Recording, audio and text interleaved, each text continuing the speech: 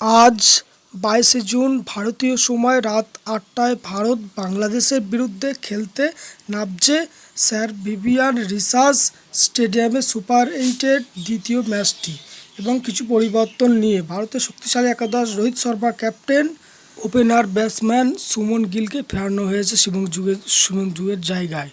বিরাট কোহলি, সূর্যকুমার যাদব, অক্ষর প্যাটেল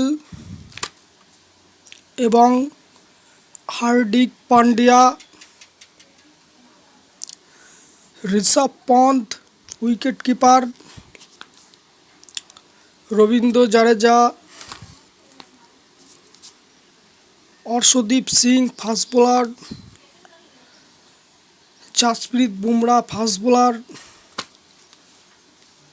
এবং যুজবেন্দ্র চাহলকে ফেরানো হয়েছে কুলদীপের জায়গায়। এই হলো ভারতের শক্তিশালী একাদশ। এবং বাংলাদেশের শক্তিশালী একাদশ: ওপেনার ক্যাপ্টেন নাজিবুল হোসেন শান্ত এবং তাসকিন হাসান, ওপেনার তুহিন হৃদয়, অলরাউন্ডার মাহমুদুল্লাহ,